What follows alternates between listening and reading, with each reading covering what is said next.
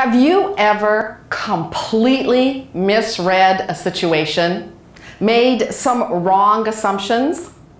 Well, that's what happened to me in the summer of 1982. My husband and I had just moved from Grand Forks, North Dakota to San Diego, California, just in time for his first job right out of college. I had a couple of years left. So one day when he was at work, I was practicing driving on the interstate, going on on-ramps and off-ramps, something I hadn't done in North Dakota. It was a blue sky day, and Olivia Newton-John was blasting on the radio. Let's get physical, physical, oh, I want to get physical. And it totally didn't matter that I can't sing. And then, in my rear view mirror, I saw this guy on a motorcycle with these annoying flashing lights. Huh, well that's weird. I had been in California for a week now, and I was getting used to weird things, weird people. I was not going to let this weirdo bother me. So I sped up a little bit, but he sped up even more. He was chasing me. So I put the pedal to the metal and got some real distance between us. All right, but then zoom, he was right next to me, matching my speed. I looked over at him, he looked over at me, and I could see my reflection in his sunglasses. And then he gave me the finger. No, not that finger, the index finger, and motioned for me to pull over. At that moment, my life flashed before my eyes, and I realized two things. Number one, I had just led a police officer on a high-speed chase. And number two, very soon I would be wearing a completely different wardrobe. Bright prison orange. Orange was not a good color on me. But I pulled over, turned off the radio, and waited for what seemed like an eternity for him to approach my vehicle. My thoughts were racing. I'd be separated from my husband. I wouldn't be able to finish college. I'd have to use a communal bathroom. But then he got off his motorcycle and sauntered on over to my car, hand on his gun. Oh my gosh, one wrong move and I could get shot. So what do they do on TV? Oh yeah, window down, driver's license out, both hands on the wheel. Hello, officer? Ma'am, why didn't you stop earlier? I'm sorry, officer. And then the tears started flowing. I'm from North Dakota. Ma'am, I've never heard that excuse before. I'm sorry, we don't have cops on motorcycles in North Dakota. It's too cold. At this, the police officer took off his sunglasses, I suppose to get a better look at a bona fide hick. And then he looked at my driver's license and filled out and gave me a fix-it ticket for a non-functioning taillight. Boy, did I misread that situation. Now, I've forgotten the amount of the ticket, but I've never forgotten the lesson. I can be wrong. I can be wrong. I can have wrong assumptions. I can make wrong interpretations. I can be wrong. You can be wrong. Everybody can be wrong. So, what's wrong with being wrong? Being wrong, especially if you don't ask questions, can lead to bad decisions.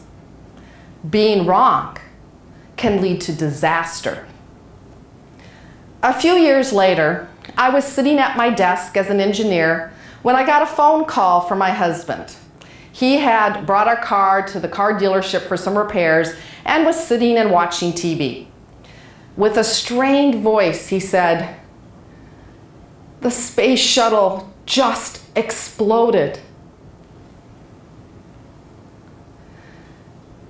In 73 seconds after takeoff into a blue sky day, the Space Shuttle Challenger exploded, killing all 7 crew members, including a teacher. It was because of a faulty O-ring. NASA managers had been warned, but they hadn't stopped to ask questions. What if they had? What if they had stopped? That incident, that tragedy, left its mark on me as a young engineer, and I realized the importance of stopping to ask questions. Questions can lead to better decisions, better solutions. As one of history's most intelligent people, Albert Einstein, once said, "If I had an hour to solve a problem and my life depended on the solution, I would spend the first 55 minutes determining the proper question to ask. For once I know the proper question, I can solve the problem in just 5 minutes." Determining the proper question. Don't just be an expert at knowing the answers. Be an expert at asking questions. Be a questionologist. Now, we do have people among us who are experts at asking questions. We call them children. Now, if you have children or grandchildren, or if you can remember being a child, you know that asking questions is a big part of childhood. There was one study of children, and it found that 4-year-old girls, yes, girls do talk more than boys, asked an average of 388 questions a day. Imagine if you had twins. I don't have to imagine. I have twin granddaughters, and we've had several conversations that went something like this. "Grandma, can we go outside and play?" "No, I'm sorry, it's raining." "Why? Why does it rain?" "Because the water vapor in the air forms clouds with water droplets that fall to the ground as rain." "Why? Why do they fall?" "Because of gravity. They fall because of gravity." "Why? Why?" I don't know. I don't have any more answers." "Grandma, yes you do. Remember? Just Google it." Google. Thank goodness for Google. Google is great at answering questions, but not so great at asking questions, especially questions that involve the future. Questions that ask, what if? Ask those what if questions to engage people, to get them thinking about the future. Like the Orville and Wright brothers did when they asked the question, what if humans could fly? And answered it with a 12-second flight in 1903. What if? What if? In the mid-1940s, 3-year-old Jennifer went on a vacation with her family. Her father took lots of pictures of her, and like any child, she wanted to see the pictures. But in those days, film had to be developed. It took some time. But Jennifer was insistent. Why? Why can't I see the pictures now?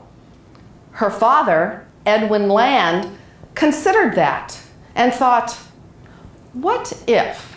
What if a camera could develop pictures right away?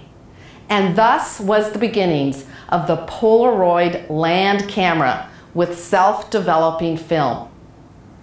What if? What if more people asked more and better questions? What if?